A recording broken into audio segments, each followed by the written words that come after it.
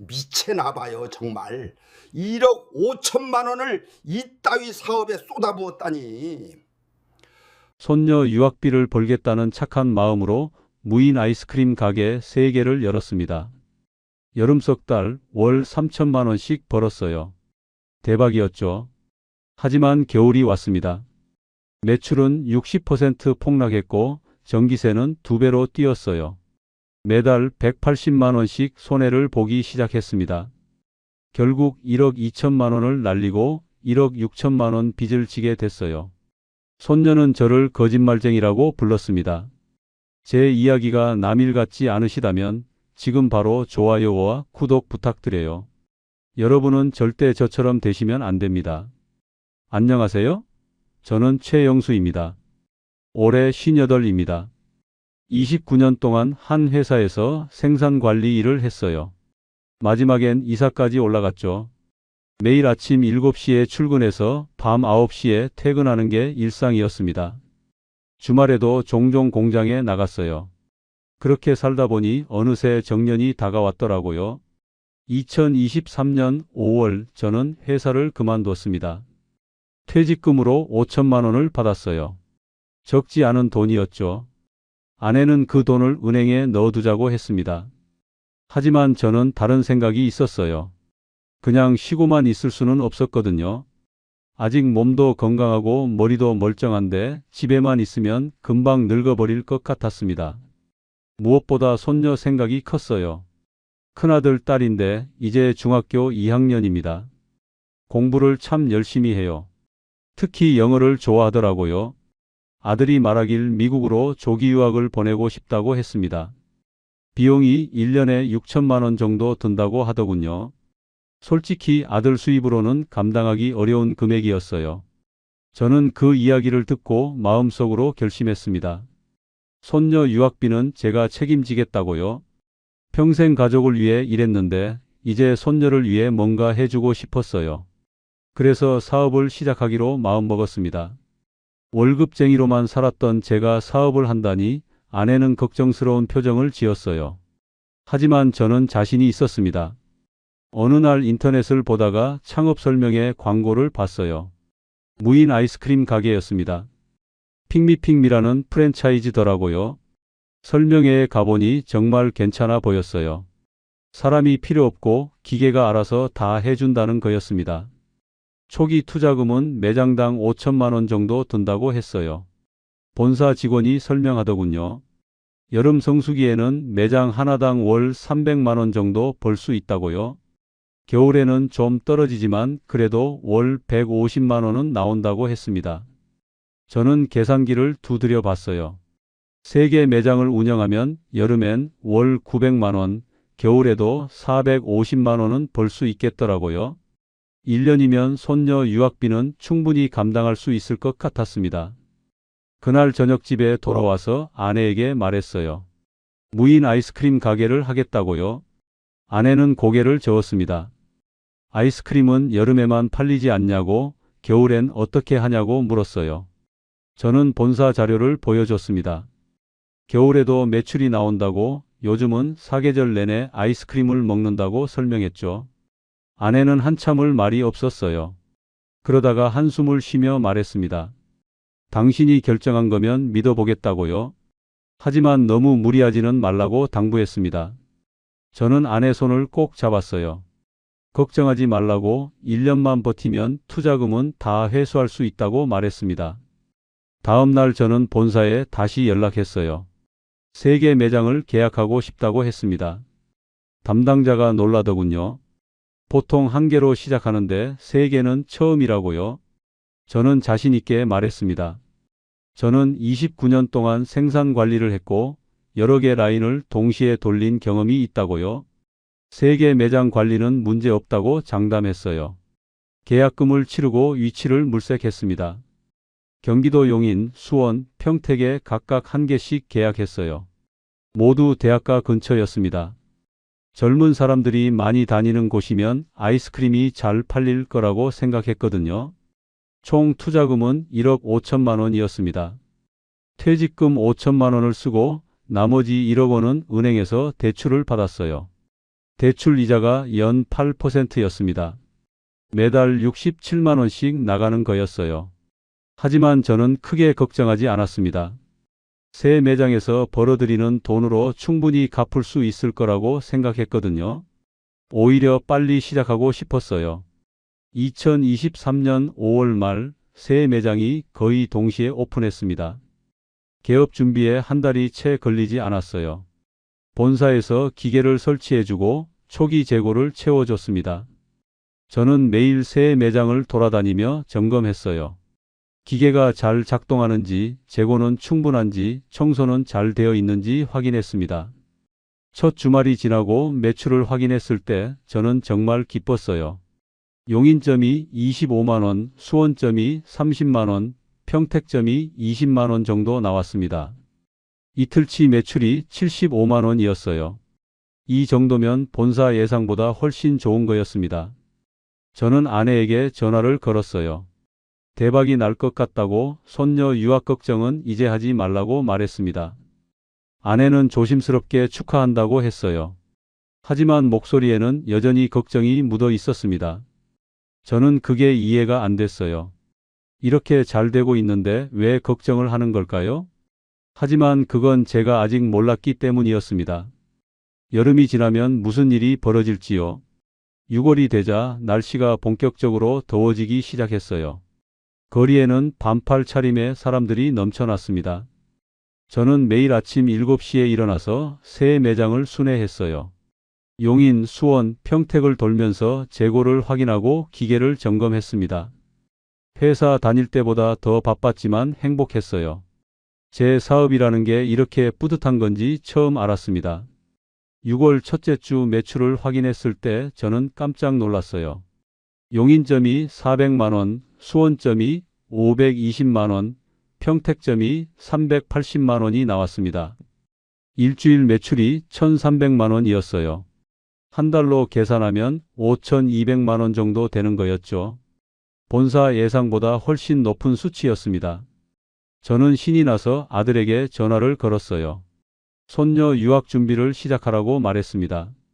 이 여름만 지나면 1년치 유학비는 충분히 마련할 수 있을 것 같다고요. 아들은 조심스럽게 물었습니다. 아버지 괜찮으시냐고, 무리하시는 거 아니냐고요. 저는 웃으며 대답했어요. 걱정 마라, 할아버지가 다 책임진다고요. 7월이 되자 매출은 더욱 올라갔습니다. 연일 30도가 넘는 폭염이 계속됐어요. 사람들은 시원한 아이스크림을 찾았습니다. 세 매장 합쳐서 월 매출이 3,200만 원을 기록했어요. 재료비와 전기세, 임대료를 빼면 순수익이 650만 원 정도 남았습니다. 그때 저는 정말 행복했어요. 매일 저녁 집에 돌아오면 아내에게 그날 매출을 자랑했습니다. 용인점이 얼마, 수원점이 얼마, 평택점이 얼마라고요? 아내는 조용히 듣다가 말했어요. 여름이 지나면 어떻게 되냐고요? 저는 자신 있게 대답했습니다. 본사 자료에 따르면 겨울에도 월 450만 원은 벌 수 있다고요. 7월 말 저는 큰 결심을 했습니다. 손녀 미국 유학비 6천만 원을 송금하기로 한 거예요. 아들은 깜짝 놀라며 말렸습니다. 아직 사업 시작한 지 2달밖에 안 됐는데 너무 성급한 거 아니냐고요. 하지만 저는 이미 마음을 굳혔어요. 이 정도 매출이면 1년은 거뜬히 버틸 수 있을 거라고 생각했습니다. 손녀는 그해 8월 말 미국으로 떠났어요. 인천공항에서 손녀를 배웅할 때 제 마음은 정말 뿌듯했습니다. 손녀가 제 손을 꼭 잡으며 말했어요. 할아버지 고맙다고, 미국 가서 열심히 공부하겠다고요. 저는 손녀 머리를 쓰다듬으며 말했습니다. 걱정 마라, 할아버지가 계속 지원해 줄 테니까요. 8월도 매출은 좋았습니다. 세 매장 합쳐서 3,100만 원 정도 나왔어요. 순수익은 620만 원쯤 됐습니다. 저는 아내에게 제안했어요.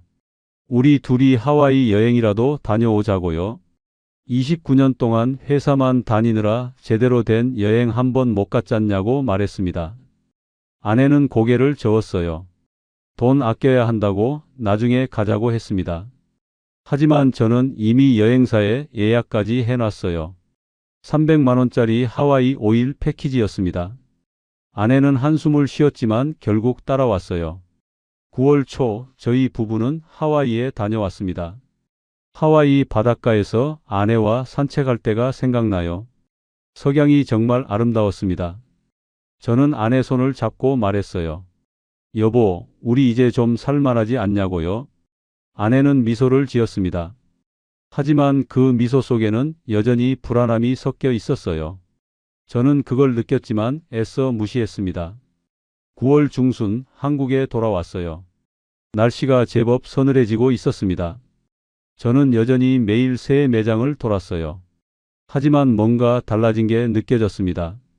매출이 조금씩 떨어지고 있었거든요. 9월 전체 매출은 2,500만 원 정도였어요. 7월, 8월에 비해 700만 원이나 줄어든 거였습니다. 본사에 전화를 걸어 물어봤어요.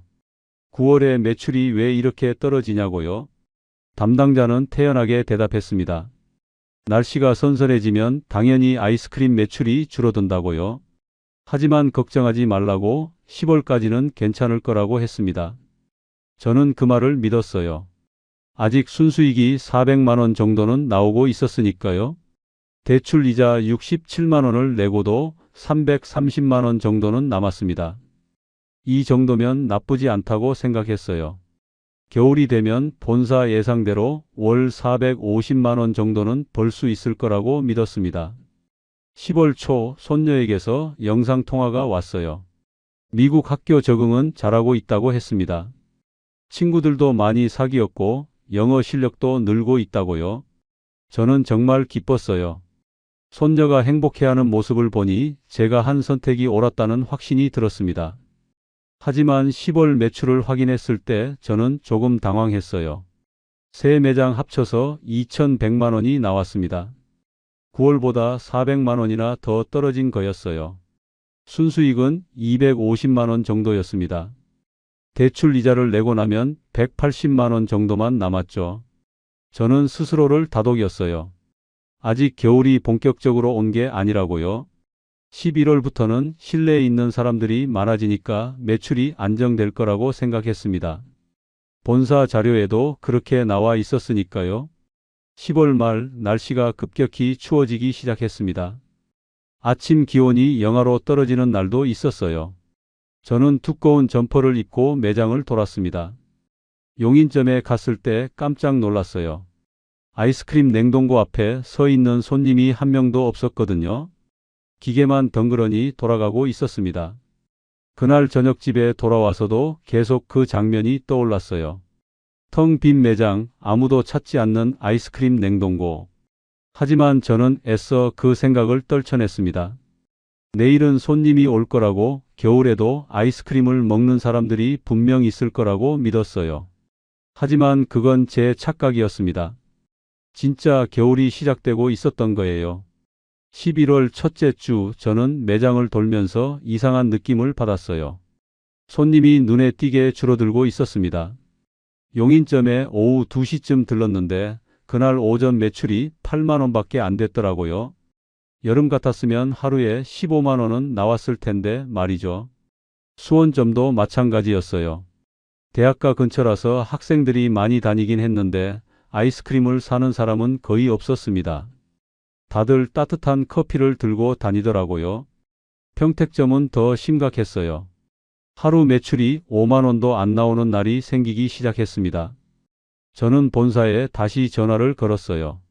매출이 너무 급격하게 떨어진다고 이건 뭔가 잘못된 거 아니냐고 따졌습니다. 담당자는 침착하게 말했어요.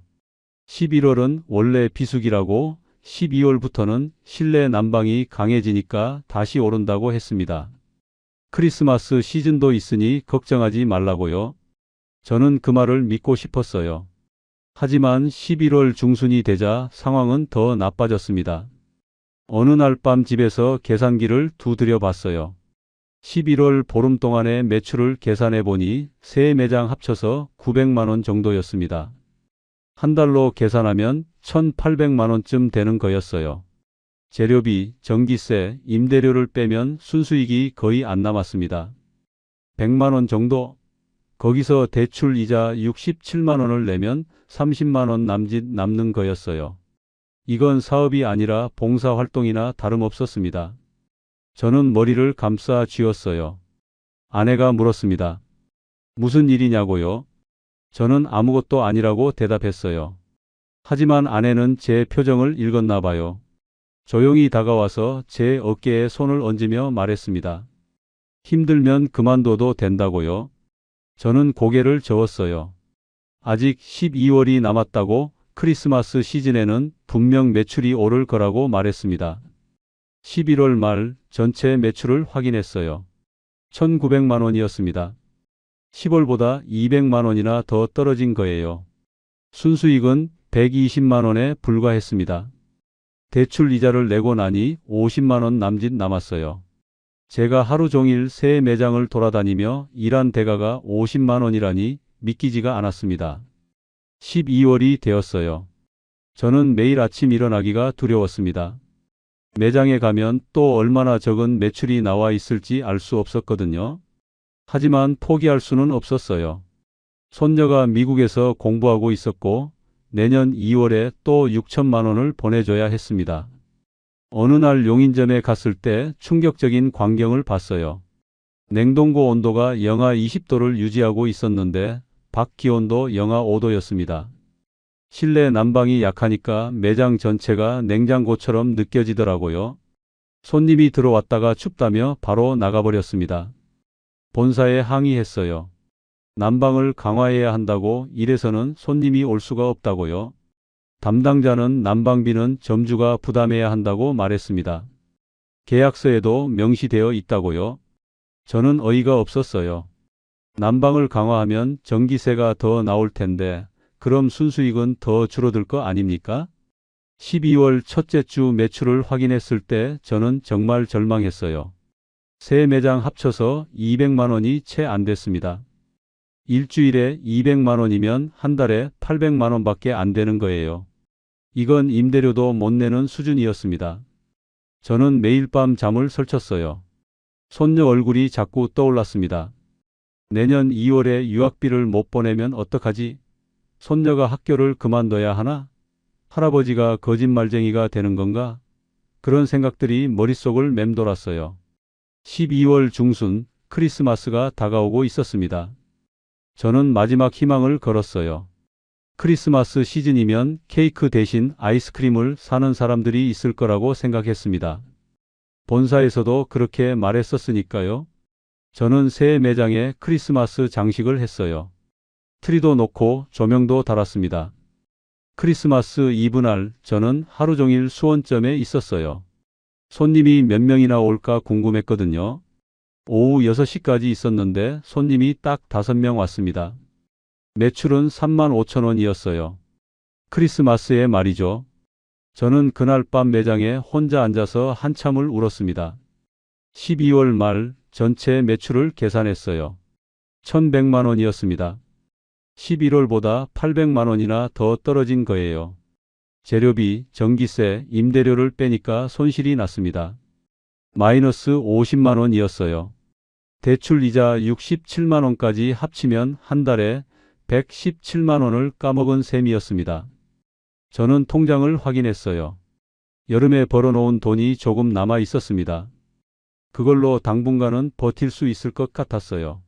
하지만 2024년 1월과 2월을 어떻게 버틸지 걱정이었습니다. 특히 2월에는 손녀 유학비를 또 보내줘야 했거든요.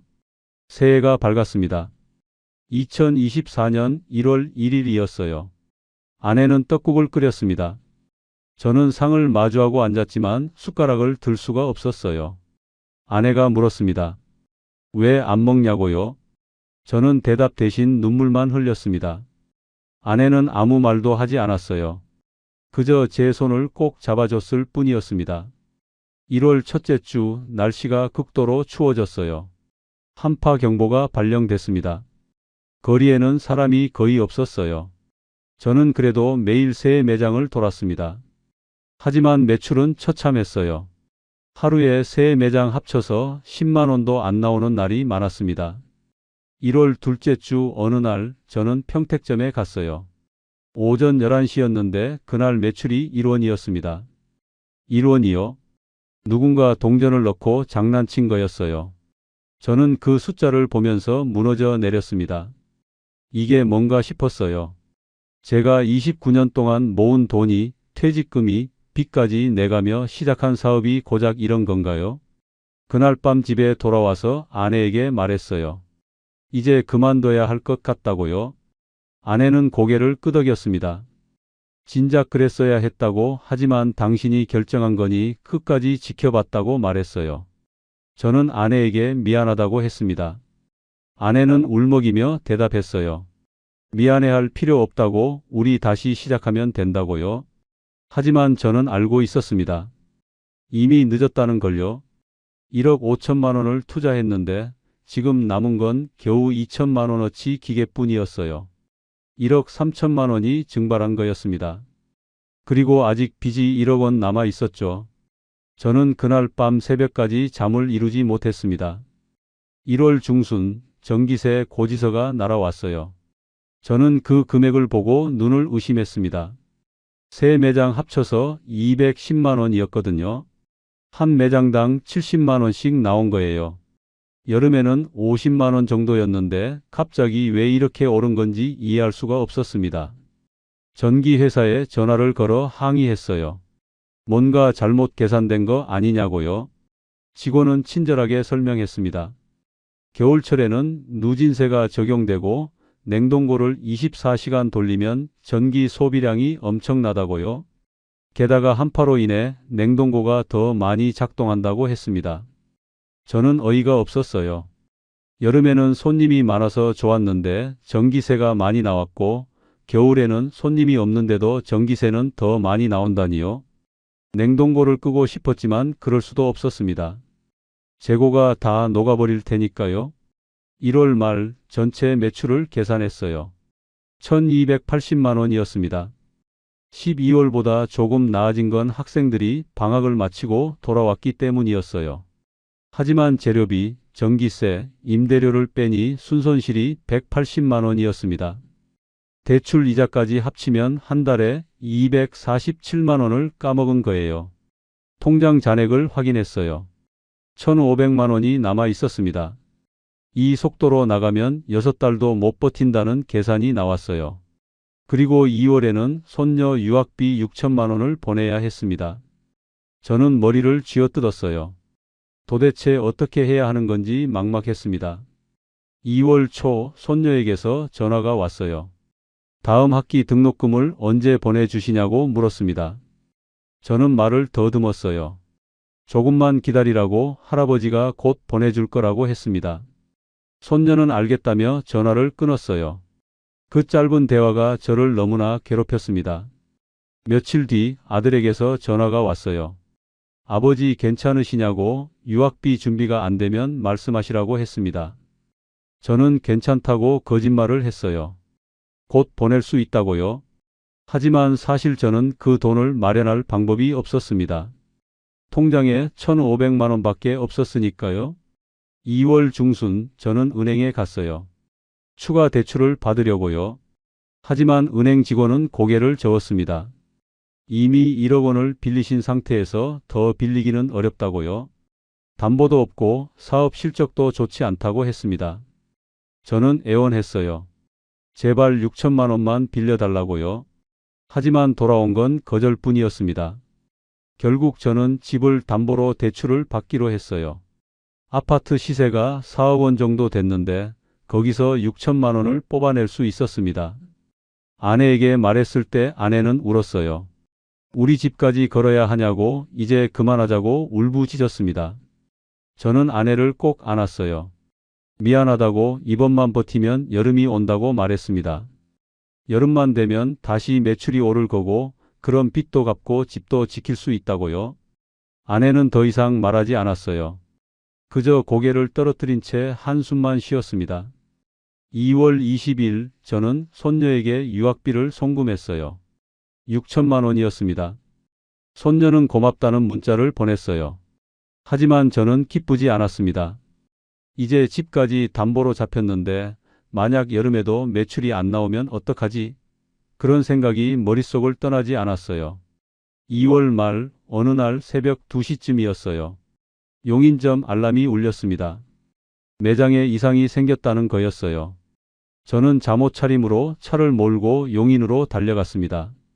1시간 걸려서 도착했는데 매장 유리문이 깨져 있었어요. 경찰을 불렀습니다. 경찰이 와서 주변을 조사했어요. CCTV를 확인해 보니 중학생으로 보이는 아이들 10명이 몰려와서 유리문을 깨고 들어간 거였습니다. 아이스크림을 마구 집어먹고 일부는 가방에 담아 가져갔더라고요. 피해액이 200만 원 정도 됐습니다. 저는 경찰에게 물었어요. 저 아이들을 잡을 수 있냐고요? 경찰은 난처한 표정을 지었습니다. 촉법소년이라 처벌이 어렵다고 기껏해야 부모님께 통보하는 정도라고 했어요. 저는 어이가 없었습니다. 200만 원이나 되는 피해를 입었는데 아무도 책임을 안 진다니요. 유리문을 수리하는데 100만 원이 들었어요. 도난당한 재고까지 합치면 300만 원이 날아간 거였습니다. 저는 그날 밤 매장 바닥에 주저앉아서 펑펑 울었어요. 도대체 제가 뭘 잘못한 건가요? 손녀를 위해, 가족을 위해 열심히 일했을 뿐인데요. 2월 전체 매출은 1,100만 원이었습니다. 1월보다 더 떨어진 거예요. 용인점 도난 사건까지 합치면 순손실이 300만 원이 넘었습니다. 대출 이자는 이제 집담보 대출까지 합쳐서 월 130만 원이 됐어요. 한 달에 430만 원씩 손해를 보고 있었습니다. 3월 초 대출 이자 납부일이었어요. 저는 통장에 돈을 넣으러 갔습니다. 하지만 잔액이 부족했어요. 600만 원밖에 남지 않았더라고요. 이자는 130만 원인데 다음 달엔 또 어떻게 내야 하나 걱정이었습니다. 결국 이자를 일주일 늦게 냈어요. 은행에서 연락이 왔습니다. 연체가 되면 신용등급이 떨어진다고 앞으로는 꼭 기일을 지켜달라고 했어요. 저는 죄송하다고 말했습니다. 하지만 속으로는 화가 났어요. 제가 일부러 안 낸 게 아니라 돈이 없어서 못 낸 건데요. 3월 중순 신용등급 하락 통보를 받았어요. 1등급에서 3등급으로 떨어졌습니다. 이제 카드 사용도 제한되고 추가 대출도 불가능해졌어요. 저는 그 편지를 보면서 무너져 내렸습니다. 29년 동안 성실하게 살아온 제 인생이 1년 만에 이렇게 무너질 수 있다니요. 3월 말 저는 본사에 전화를 걸었어요. 계약을 해지하고 싶다고 말했습니다. 담당자는 위약금이 2천만 원이라고 했어요. 저는 기가 막혔습니다. 이미 1억 원 넘게 손해를 봤는데 위약금까지 내야 한다니요. 결국 저는 전화를 끊고 말았습니다. 그날 밤 아내에게 말했어요. 매장을 팔아야 할 것 같다고요. 누군가 인수해주면 좋겠다고 했습니다. 아내는 한숨을 쉬며 물었어요. 과연 누가 이런 적자 사업을 사겠냐고요? 저는 대답할 수 없었습니다. 아내 말이 맞았으니까요. 하지만 포기할 수는 없었어요. 여름만 되면 달라질 거라고 믿고 싶었습니다. 4월이 되었어요. 날씨가 조금씩 따뜻해지기 시작했습니다. 저는 희망을 가졌어요. 이제 봄이 오면 사람들이 다시 아이스크림을 찾을 거라고 생각했습니다. 벚꽃 축제도 있고 야외 활동도 많아지니까요. 저는 매일 아침 일어나서 날씨를 확인했어요. 기온이 오를 때마다 가슴이 뛰었습니다. 4월 첫째 주 매출을 확인했을 때 조금 나아진 것 같았어요. 세 매장 합쳐서 400만 원 정도 나왔습니다. 한 달로 계산하면 1,600만 원쯤 되는 거였죠. 겨울보다는 나아진 거예요. 저는 아내에게 말했습니다. 이제 곧 여름이니까 조금만 더 버티자고요. 하지만 문제는 여전히 남아 있었어요. 1,600만 원으로는 임대료, 전기세, 재료비를 내고 나면 거의 남는 게 없었습니다. 순수익이 100만 원도 안 됐어요. 거기서 대출 이자 130만 원을 내면 오히려 손해였습니다. 저는 또다시 통장 잔액을 까먹어야 했어요. 4월 중순 새 매장에 양도 광고를 붙였습니다. 권리금 없이 그냥 인수만 해달라고 했어요. 초기 투자금 1억 5천만 원을 생각하면 말도 안 되는 가격이었지만 저는 더 이상 버틸 자신이 없었습니다. 하루라도 빨리 이 굴레에서 벗어나고 싶었어요. 일주일이 지나도 연락이 없었습니다. 2주일이 지나도 마찬가지였어요. 한 달이 지나도록 단 한 통의 전화도 오지 않았습니다. 저는 중개업자에게 물었어요. 왜 아무도 관심을 안 보이냐고요? 중개업자는 솔직하게 말했습니다. 무인 아이스크림은 이제 사양산업이라고 다들 겨울 적자를 알고 있다고 했어요. 저는 그제야 깨달았어요. 제가 당한 건 저만의 문제가 아니었습니다. 전국의 수백 개 매장이 똑같은 상황에 처해 있었던 거예요. 본사는 초기 가맹비만 받고 실제 운영은 점주들 책임이었으니까요. 저는 속았던 겁니다. 4월 말 손녀에게서 문자가 왔어요. 할아버지 학교에서 여름방학 프로그램 신청하래요. 3천만 원 정도 든다는데 참가해도 돼요? 저는 그 문자를 보고 가슴이 철렁 내려앉았습니다. 3천만 원이요? 지금 제 통장에는 400만 원밖에 없었어요. 저는 답장을 보냈습니다. 미안하다. 할아버지가 지금 사정이 좀 어렵구나. 조금만 기다려줄 수 있겠니? 손녀는 한참 뒤에 답장을 보냈어요. 할아버지가 미국 보내준다고 하셨잖아요. 친구들은 다 가는데 저만 못 가요. 저는 그 문자를 보고 눈물이 났습니다. 5월 초 날씨가 제법 더워졌어요. 25도까지 올라갔습니다. 저는 기대를 했어요. 이제 매출이 오를 거라고요. 하지만 매출은 기대만큼 오르지 않았습니다. 세 매장 합쳐서 주간 매출이 500만 원 정도였어요. 한 달로 계산하면 2천만 원쯤 되는 거였습니다. 왜일까요? 저는 이유를 찾아봤어요. 알고 보니 주변에 경쟁업체가 생긴 거였습니다. 용인점 근처에는 대형 편의점이 새로 열렸는데 거기서도 아이스크림을 팔더라고요. 게다가 가격도 저희보다 쌌어요. 수원점 근처에는 프랜차이즈 커피숍이 생겼는데 거기서 아이스크림 음료를 팔았습니다. 경쟁이 심해진 거예요. 작년 여름만 해도 무인 아이스크림이 신기했는데 이제는 곳곳에 생겨나서 더 이상 특별하지 않았습니다. 손님들은 더 저렴하고 다양한 선택지가 있는 곳으로 갔어요. 저희 매장은 그저 낡은 기계가 덩그러니 돌아가는 곳이 됐습니다. 5월 중순 아들에게서 전화가 왔어요. 딸이 요즘 학교 가기 싫어한다고 할아버지 때문에 친구들 앞에서 창피하다고 운다고 했습니다. 저는 할 말이 없었어요. 제 잘못이었으니까요. 아들은 조용히 말했습니다. 아버지, 이제 그만 손 떼시는 게 어때요? 저는 고개를 끄덕였어요.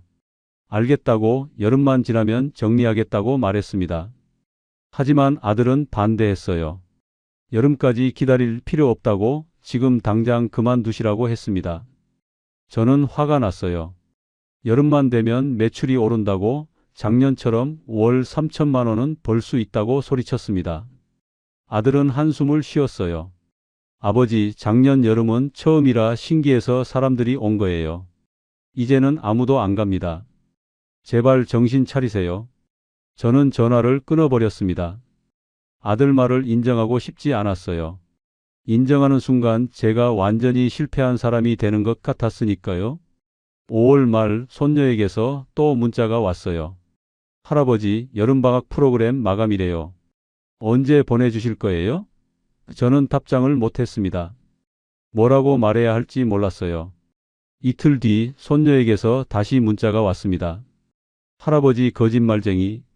처음부터 돈 없었으면서 왜 보내준다고 했어요? 그 문자를 보는 순간 저는 무너졌어요. 손녀가 저를 거짓말쟁이라고 불렀습니다. 평생 성실하게 살아온 저를요. 저는 그날 밤 소주를 한 병 마셨어요. 29년 회사 생활 동안 술을 거의 안 마셨는데 그날은 마시지 않으면 견딜 수 없었습니다. 6월이 되었어요.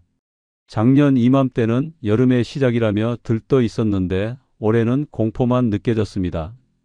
매출이 과연 오를까요? 작년만큼 오를 수 있을까요? 저는 확신이 없었어요. 아니, 솔직히 말하면 이미 포기하고 있었습니다. 6월 첫째 주 날씨가 30도까지 올라갔어요. 폭염주의보가 발령됐습니다. 저는 기대를 걸고 매장에 갔어요. 용인점 매출을 확인했는데 하루에 10만 원밖에 안 나왔더라고요. 작년 같은 날은 30만 원이 나왔었는데요. 수원점도 마찬가지였어요. 평택점은 더 심각했습니다. 저는 그제야 깨달았어요. 여름이 와도 소용없다는 걸요. 이미 시장은 포화됐고 경쟁업체는 많아졌고 사람들은 더 이상 무인 아이스크림에 관심이 없었습니다. 제가 믿었던 여름의 기적은 일어나지 않았어요. 아니, 애초에 기적 같은 건 없었던 겁니다. 6월 중순 저는 결심했습니다. 더 이상 버틸 수 없다고요. 매장 3개를 모두 폐업하기로 했어요. 본사에 전화를 걸어 계약 해지를 통보했습니다. 위약금 2천만 원을 내야 했지만 어차피 통장에는 300만 원밖에 없었어요. 위약금은 나중에 분할 납부하기로 했습니다. 임대인들에게 연락했어요. 보증금을 돌려받고 싶다고 했습니다. 하지만 용인점 임대인은 매장이 파손됐다며 보증금에서 200만 원을 제하겠다고 했어요. 수원점 임대인은 계약 기간이 남았다며 위약금을 달라고 했습니다. 평택점만 겨우 보증금을 돌려받을 수 있었어요. 기계를 중고로 팔려고 했어요. 하지만 아무도 사려는 사람이 없었습니다. 결국 고철상에 넘겼는데 새 매장 기계를 다 합쳐서 500만 원을 받았어요. 1억 5천만 원을 들여 산 게 500만 원이 된 겁니다.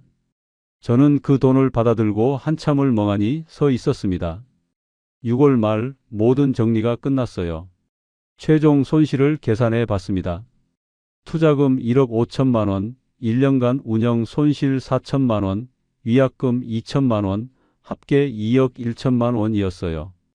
회수한 건 보증금과 기계 처분 비용 합쳐서 900만 원 뿐이었습니다. 순손실이 1억 2천만 원이었습니다. 거기다 빚이 1억 6천만 원 남아 있었어요. 은행 대출 1억 원과 집담보 대출 6천만 원이었습니다. 매달 이자만 130만 원씩 나가고 있었어요. 저는 이제 어떻게 해야 할지 몰랐습니다. 58살에 무직자가 된 거예요. 1억 6천만 원의 빚을 안고요. 7월 초 저는 집에만 있었어요. 나갈 곳이 없었습니다. 매장도 없고 할 일도 없었어요. 아침에 일어나도 그냥 거실 소파에 앉아서 텔레비전만 봤습니다. 뭘 하고 싶은 마음도 없었고 뭘 할 수 있는 상황도 아니었어요.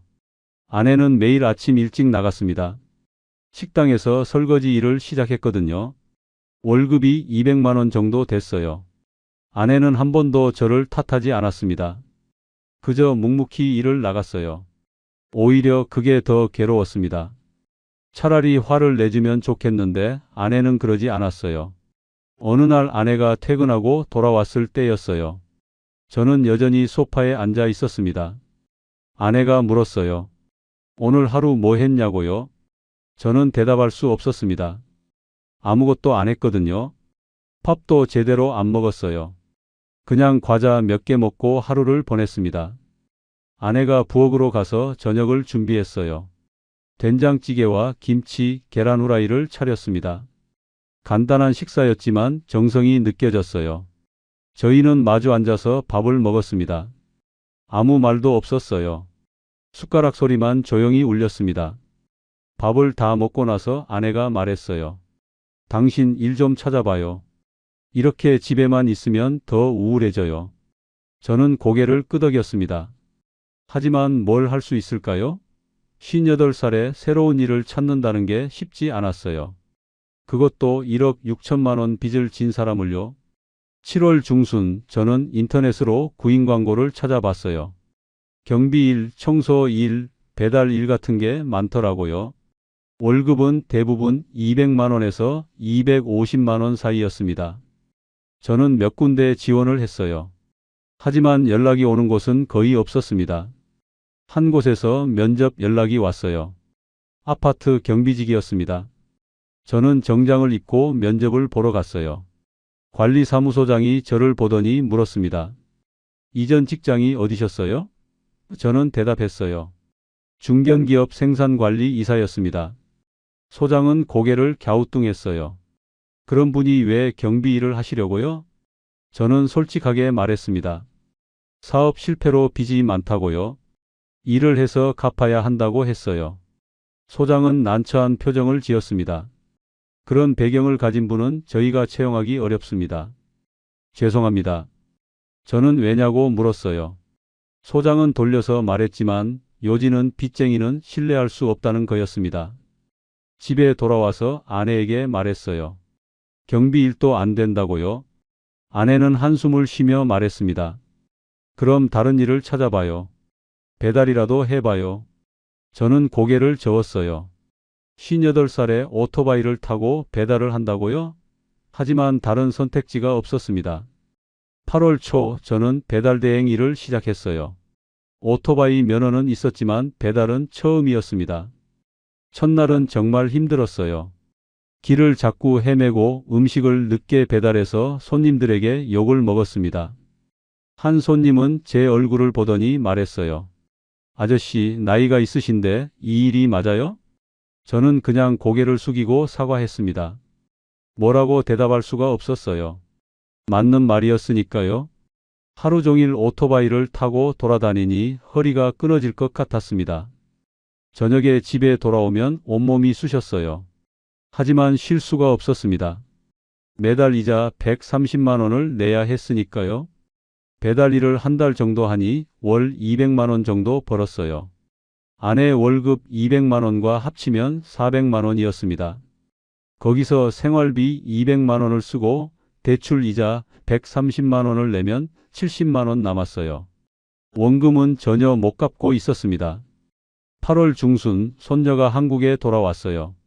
여름방학이라 잠깐 들른 거였습니다. 저는 손녀를 만나기가 두려웠어요. 거짓말쟁이라고 했던 그 문자가 계속 생각났거든요. 하지만 손녀가 집에 찾아왔습니다. 손녀는 많이 달라져 있었어요. 키도 크고 영어도 유창해졌더라고요. 하지만 저를 보는 눈빛이 예전 같지 않았습니다. 차갑고 거리감이 느껴졌어요. 손녀가 말했어요. 할아버지, 미안해요. 제가 너무 심하게 말했어요. 저는 아니라고 할아버지가 잘못했다고 대답했습니다. 손녀가 물었어요. 할아버지 지금 뭐 하세요? 저는 말하기 부끄러웠지만 솔직하게 대답했습니다. 배달 일해. 오토바이 타고 음식 배달하지. 손녀는 놀란 표정을 지었어요. 네? 할아버지가요? 저는 고개를 끄덕였습니다. 손녀는 한참 동안 말이 없었어요. 그러다가 조용히 말했습니다. 할아버지, 저 미국 그만 다니고 한국으로 돌아올게요. 아빠한테 말할게요. 저는 깜짝 놀라서 손녀 손을 잡았어요. 안 돼. 넌 거기서 공부 계속해야 해. 할아버지가 책임질게. 손녀는 눈물을 흘렸습니다. 할아버지, 제가 욕심을 부렸어요. 처음부터 미국 안 갔어야 했어요. 저도 울컥했어요. 아니야. 넌 잘못이 없어. 할아버지가 무리한 거야. 손녀는 제 품에 안겨서 한참을 울었습니다. 저도 같이 울었어요. 29년 회사 생활하면서도 안 울었는데 그날은 참을 수가 없었습니다. 8월 말 손녀는 다시 미국으로 떠났어요. 공항에서 헤어질 때 손녀가 말했습니다. 할아버지, 제가 빨리 졸업하고 돈 벌어서 빚 갚아 드릴게요. 저는 손녀 머리를 쓰다듬으며 말했어요. 넌 신경 쓰지 마. 할아버지가 다 책임질게. 하지만 속으로는 알고 있었습니다. 제가 이 빚을 다 갚기는 어렵다는 걸요. 월 200만 원씩 벌어서 70만 원씩 모으면 1억 6천만 원을 갚는데 200개월이 넘게 걸립니다. 16년이 넘는 거예요. 제가 74이 되는 나이였습니다. 9월이 되었어요. 저는 여전히 배달 일을 했습니다. 아내는 식당에서 일했어요. 저희는 매일 아침 일찍 나가서 저녁 늦게 돌아왔습니다. 주말도 없었어요. 명절도 일했습니다. 그렇게 살아야 이자라도 낼 수 있었으니까요. 어느 날 배달을 하다가 넘어졌어요. 빗길에 미끄러진 거였습니다. 무릎이 까지고 손목이 삐었어요.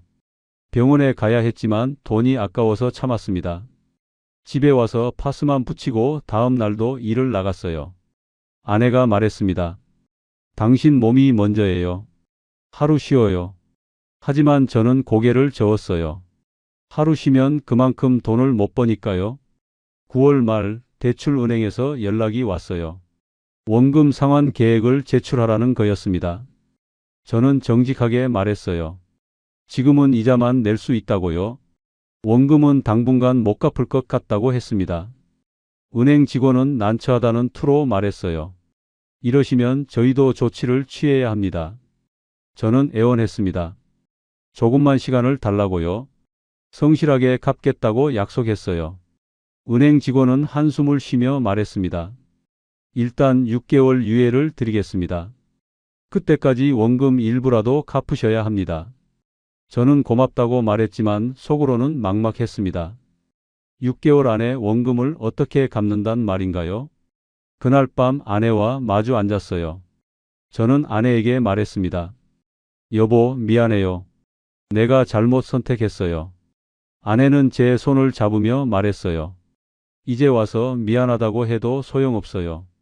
우리 그냥 열심히 살아요. 그것밖에 방법이 없어요. 저는 눈물을 닦으며 고개를 끄덕였습니다. 맞아요. 이제 와서 후회해도 소용없었습니다. 그저 앞으로 나아갈 수밖에 없었어요. 10월 어느 날 배달을 하다가 용인 쪽을 지나게 됐어요. 그곳이 제 옛 매장이 있던 곳이었습니다. 저는 잠시 오토바이를 세우고 그 건물을 바라봤어요. 제 매장이 있던 자리에는 이제 다른 가게가 들어서 있었습니다. 치킨집이더라고요. 저는 한참을 그 자리에 서 있었어요. 1년 전 이맘때 저는 이곳에서 꿈을 꾸고 있었습니다.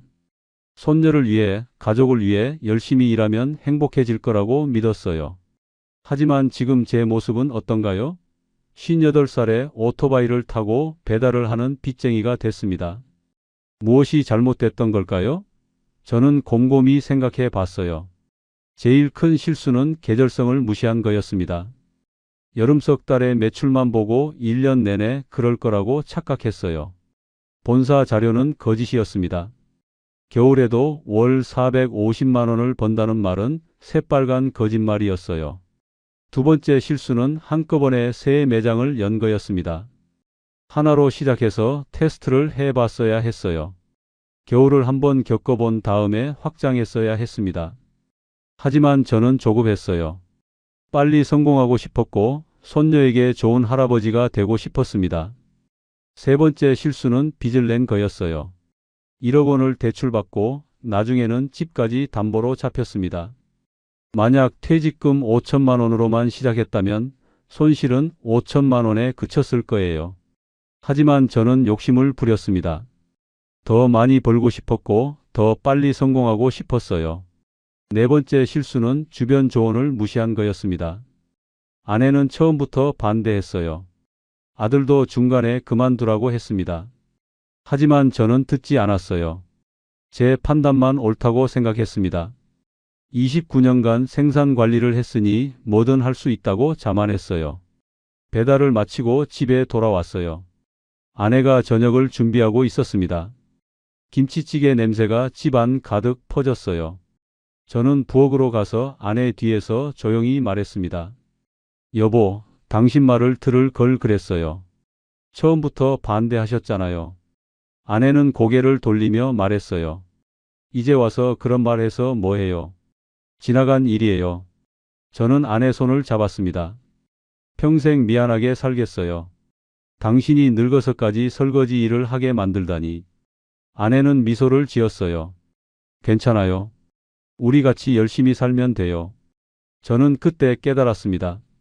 제가 가장 소중하게 여겨야 할 건 아내였다는 걸요. 손녀도 중요하고 가족도 중요하지만 제 곁에서 묵묵히 저를 지켜준 사람은 아내였습니다. 사업이 망해도 빚이 생겨도 아내는 한 번도 저를 떠나지 않았어요. 오히려 같이 일을 나가서 빚을 갚고 있었습니다. 11월 초 저는 손녀에게 편지를 썼어요. 이메일이 아니라 손편지였습니다. 요즘 누가 손편지를 쓰냐고 할 수도 있지만 저는 제 마음을 제대로 전하고 싶었어요. 편지에는 이렇게 썼습니다. 사랑하는 손녀에게. 할아버지는 너에게 미안하구나. 지킬 수 없는 약속을 해서 미안해. 할아버지는 너를 위한다는 명목으로 사업을 시작했지만 사실은 할아버지 자신의 욕심이었어. 은퇴하고 나서 쓸모없는 사람이 되기 싫었고 뭔가 해낼 수 있다는 걸 보여주고 싶었던 거야. 하지만 할아버지는 실패했어. 무인 아이스크림은 여름 장사였는데 할아버지는 그걸 몰랐지. 겨울에는 아무도 아이스크림을 안 사더구나. 할아버지는 계절을 이길 수 없어. 자연의 흐름을 무시하고 욕심을 부린 대가를 치르고 있단다. 너에게 한 가지 부탁이 있어. 할아버지처럼 살지 마. 욕심을 부리지 말고 주변 사람들 말을 들어. 특히 할머니 같은 사람을 만나면 꼭 소중하게 대해. 할아버지는 할머니 덕분에 지금도 버티고 있단다. 그리고 미국 공부 열심히 해. 할아버지가 더 이상 돈을 보내줄 순 없지만 내가 장학금을 받거나 아르바이트를 하면서 공부를 계속했으면 좋겠어. 할아버지의 실패가 너의 미래를 망치지 않았으면 해. 사랑한다, 손녀야. 편지를 붙이고 나니 마음이 조금 가벼워졌어요. 제 잘못을 인정하고 솔직하게 사과했으니까요. 2주일 뒤 손녀에게서 답장이 왔습니다. 손녀도 손편지로 보냈더라고요. 할아버지께. 할아버지 편지 받고 많이 울었어요. 할아버지가 그렇게 힘드신 줄 몰랐어요. 제가 철없이 여름방학 프로그램 간다고 떼쓴 게 후회돼요. 할아버지, 저는 장학금 신청했어요. 성적이 괜찮아서 받을 수 있을 것 같아요. 그리고 학교 도서관에서 아르바이트도 시작했어요. 할아버지가 배달 일 하신다는 거 알고 정말 마음이 아팠어요. 제 때문에 할아버지가 고생하시는 것 같아서요. 하지만 이제는 제가 스스로 해볼게요. 할아버지는 건강만 챙기세요. 제가 졸업하면 꼭 한국 돌아가서 할아버지, 할머니 모시고 살게요. 사랑해요, 할아버지. 그 편지를 읽으며 저는 또 울었습니다. 하지만 이번엔 슬픈 눈물이 아니었어요. 손녀가 성장했다는 게 느껴졌거든요. 제 실패가 손녀에게 교훈이 됐다면 그것만으로도 의미가 있는 거라고 생각했습니다. 11월 말 저는 아들과 만났어요. 오랜만에 둘이서 소주를 마셨습니다. 아들이 물었어요. 아버지, 요즘 어떠세요? 저는 솔직하게 대답했습니다. 힘들지. 하지만 살만해. 내 어머니 덕분이야. 아들이 말했어요. 아버지, 제가 돈을 좀 모았어요. 2천만 원 정도 되는데 빚 갚는데 보태세요. 저는 깜짝 놀라서 손을 저었습니다. 안 돼. 넌 내 가족 먹여 살려야지. 아버지 빚은 아버지가 갚을게. 아들은 고집을 부렸어요. 아버지, 제 딸 때문에 이렇게 되신 건데 제가 모른 척할 수 없어요. 저는 아들 어깨를 툭 쳤습니다. 바보 같은 소리 하지 마. 내 딸은 잘못이 없어. 아버지가 욕심을 부린 거야. 너는 내 가정이나 잘 챙겨. 그날 밤 아들과 많은 이야기를 나눴어요. 제 실수에 대해서, 앞으로의 계획에 대해서, 가족의 소중함에 대해서요. 아들은 제 이야기를 끝까지 들어줬습니다. 그리고 말했어요. 아버지, 실패는 누구나 해요. 중요한 건 거기서 뭘 배우느냐예요. 맞는 말이었습니다. 저는 이 실패에서 많은 걸 배웠어요. 욕심을 부리면 안 된다는 것, 주변 사람들 말을 들어야 한다는 것, 계절과 시장을 무시하면 안 된다는 것, 그리고 가족이 가장 소중하다는 거죠. 12월이 되었어요. 이제 사업을 시작한 지 1년 반이 지났습니다. 아니, 사업을 정리한 지 6개월이 지났네요. 저는 여전히 배달 일을 하고 있고 아내는 식당에서 일하고 있어요. 빚은 조금씩 줄어들고 있습니다. 아주 조금씩이지만요. 하지만 저는 이제 절망하지 않습니다. 매일 아침 일어나서 일을 나가고 저녁에 집에 돌아와서 아내와 밥을 먹어요. 주말에는 가까운 공원을 산책합니다. 소박하지만 평온한 일상이에요. 어쩌면 이게 제가 원래 가져야 했던 삶인지도 모릅니다. 2025년 1월이 되었어요. 새해가 밝았습니다. 작년 이맘때 저는 절망 속에 있었는데 올해는 조금 다릅니다. 여전히 빚은 많고 일은 힘들지만 마음만큼은 평온해졌어요. 제 상황을 받아들였기 때문입니다. 아침 6시에 일어나서 운동복을 입었어요. 배달 일을 시작하기 전에 30분 정도 동네를 걷기로 했습니다. 의사가 권유한 거예요. 허리와 무릎이 안 좋아져서 병원에 갔더니 규칙적인 운동이 필요하다고 했거든요. 처음엔 시간이 아깝다고 생각했는데 걷다 보니 머리도 맑아지고 기분도 좋아졌습니다. 공원을 걷다가 비슷한 연배의 분을 만났어요. 인사를 나누다 보니 그분도 저와 비슷한 처지더라고요. 사업 실패 후 택시 운전을 하신다고 했습니다. 저희는 매일 아침 공원에서 만나기로 했어요. 함께 걸으며 이야기를 나누니 외롭지 않았습니다. 어느 날 그분이 말씀하셨어요. 최 선생님, 실패했다고 인생 끝난 거 아니에요. 우리 나이에 다시 시작하는 사람들 많아요. 중요한 건 건강 챙기면서 꾸준히 사는 거죠. 저는 고개를 끄덕였습니다. 맞는 말이었어요. 빚을 다 갚는데 10년이 걸릴 수도 있지만 그래도 하루하루 성실하게 살면 되는 거였습니다. 1월 중순 손녀에게서 좋은 소식이 왔어요. 장학금을 받게 됐다고 합니다. 1년에 3천만 원을 지원받는다고 하더라고요. 저는 정말 기뻤습니다. 손녀가 스스로 길을 찾은 거예요. 제가 실패했지만 손녀는 그 실패에서 배워서 독립적으로 살아가는 법을 익힌 겁니다. 손녀가 영상통화를 걸어왔어요. 할아버지, 제가 해냈어요. 손녀는 환하게 웃고 있었습니다. 저는 눈물이 날 것 같았어요. 잘했다, 우리 손녀. 정말 자랑스럽구나. 손녀가 말했습니다. 할아버지 덕분이에요. 할아버지가 보여주신 것처럼 저도 열심히 살아야겠다고 생각했어요. 저는 고개를 저었어요. 아니야. 할아버지는 실패한 사람이야. 너는 나보다 훨씬 현명하구나. 손녀는 진지하게 말했습니다. 할아버지는 실패하지 않으셨어요. 포기하지 않고 계속 일하시잖아요. 그게 진짜 성공이에요. 저는 그 말에 위로를 받았습니다. 2월이 되었어요. 작년 이맘때는 손녀 유학비 때문에 집을 담보로 대출을 받았었는데 올해는 그럴 필요가 없었습니다. 손녀가 스스로 해결했으니까요. 저는 그 돈으로 조금씩 원금을 갚기 시작했어요.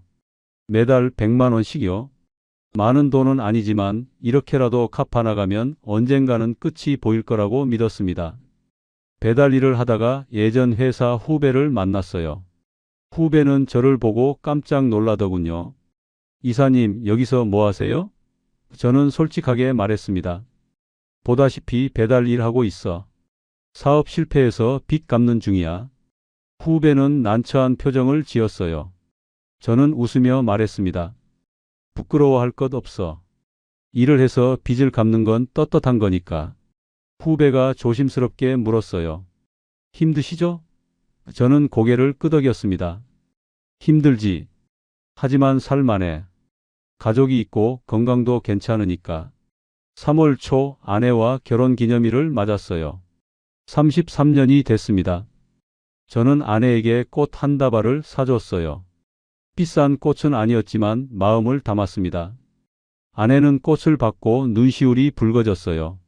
이럴 돈이 어디 있어요. 아껴야죠. 저는 아내 손을 잡았습니다. 당신 덕분에 내가 버티고 있어요. 이 정도는 해줘야죠. 우리는 집 근처 작은 식당에서 저녁을 먹었어요.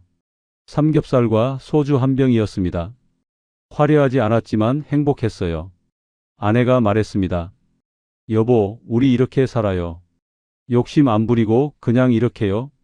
저는 고개를 끄덕이며 대답했어요. 그래요. 이제는 이렇게 사는 게 맞는 것 같아요. 우리는 손을 잡고 집으로 돌아왔습니다. 거리엔 봄바람이 불고 있었어요. 차갑지도 뜨겁지도 않은 딱 적당한 바람이었습니다. 4월이 되자 날씨가 따뜻해졌어요. 작년 이맘때는 매장 양도 광고를 붙이며 절망하고 있었는데 올해는 평온합니다. 배달 일도 익숙해졌고 허리 통증도 많이 나아졌어요. 무엇보다 마음이 편해졌습니다. 더 이상 큰 돈을 벌겠다는 욕심이 없어졌거든요. 어느 날 배달을 하다가 용인 쪽을 지나게 됐어요. 제 옛 매장 앞을 지나갔습니다. 치킨집은 여전히 장사를 하고 있었어요. 손님들도 꽤 있더라고요. 저는 잠시 멈춰서 그 모습을 바라봤습니다. 예전 같았으면 가슴이 아팠겠지만 이제는 그냥 담담했어요. 제 실수는 명확했습니다. 계절성을 무시했고 과도하게 확장했고 빚을 냈고 조언을 무시했어요. 하지만 그 실수들이 저를 가르쳐 줬습니다. 욕심을 부리지 말 것, 현실을 직시할 것, 가족을 소중히 여길 것, 그리고 작은 것에 감사할 거죠. 5월 어느 날 공원에서 만난 그분이 말씀하셨어요. 최 선생님, 요즘 표정이 많이 밝아지셨어요. 저는 웃으며 대답했습니다. 그런가요? 제 인생이 뭔가 달라진 건 없는데요. 그분이 말했어요. 달라진 게 있어요. 선생님 눈빛이요. 예전엔 후회와 절망이 보였는데 이제는 수용과 평온이 보여요. 저는 그 말에 고개를 끄덕였습니다. 맞는 말이었어요. 저는 이제 제 상황을 받아들였습니다. 58살에 1억 6천만 원 빚을 진 배달기사. 이게 제 현실이에요. 하지만 이 현실이 제 전부는 아닙니다. 저에게는 아직 건강이 있고 아내가 있고 가족이 있으니까요. 6월 초 손녀가 또 연락을 해왔어요. 이번 학기 성적이 최우등이라고 합니다. 교수님들도 칭찬을 많이 하신다고요. 저는 정말 자랑스러웠습니다. 제 실패가 손녀의 성공으로 이어진 것 같아서요.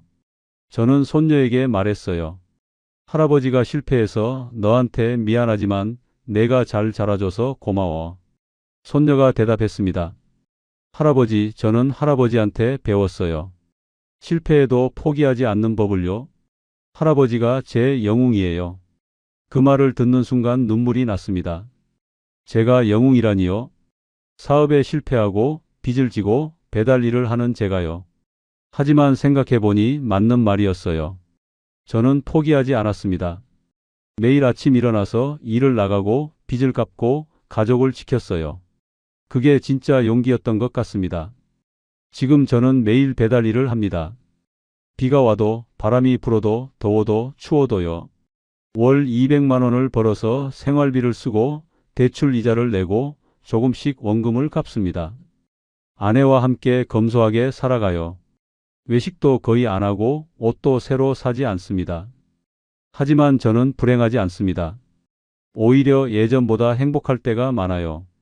아침에 공원을 걸을 때, 아내와 저녁을 먹을 때, 손녀에게서 연락이 올 때요. 작은 것들에서 행복을 느낍니다. 큰 성공을 꿈꾸지 않아도 매일매일이 감사할 수 있다는 걸 배웠어요. 만약 누군가 저에게 묻는다면 이렇게 대답하겠습니다. 무인 아이스크림 사업을 하지 마세요. 특히 여름 장사에 속지 마세요. 계절성이 있는 사업은 1년을 다 생각해야 합니다. 그리고 한꺼번에 확장하지 마세요. 하나씩 테스트하면서 천천히 가세요. 무엇보다 빚을 내지 마세요. 있는 돈으로만 하세요. 하지만 가장 중요한 건 이겁니다. 실패했다고 인생이 끝난 게 아니에요. 다시 일어설 수 있습니다. 저처럼요. 포기하지 않고 성실하게 살면 언젠가는 빚도 갚고 평온도 되찾을 수 있어요. 그 과정이 힘들겠지만 가족과 함께라면 버틸 수 있습니다. 오늘도 저는 오토바이를 탑니다. 헬멧을 쓰고 배달 앱을 켭니다. 첫 주문이 들어왔어요. 용인구 어느 아파트로 치킨 배달입니다. 저는 시동을 걸고 출발합니다. 바람이 얼굴을 스칩니다. 차갑지도 뜨겁지도 않은 딱 적당한 바람이에요. 저는 이제 알아요. 인생은 여름만 있는 게 아니라는 걸요. 봄도 있고 가을도 있고 겨울도 있습니다. 모든 계절을 견뎌내야 비로소 한 해를 살아낸 거예요. 저는 이제 겨울을 두려워하지 않습니다. 겨울이 와도 저는 또 일어나서 일을 할 거예요. 아내와 함께, 가족과 함께요. 그리고 언젠가 손녀가 졸업하고 한국에 돌아오면 저는 그때 이렇게 말할 겁니다. 할아버지는 실패했지만 그 실패 덕분에 너를 더 사랑하게 됐단다. 그리고 진짜 중요한 게 뭔지 배웠어. 가족이야. 우리가 함께 있으면 무슨 일이든 이겨낼 수 있어. 여름이 다가오고 있습니다. 하지만 저는 더 이상 여름만 기다리지 않아요. 오늘을 지금 이 순간을 살아갑니다. 그게 제가 배운 가장 큰 교훈입니다.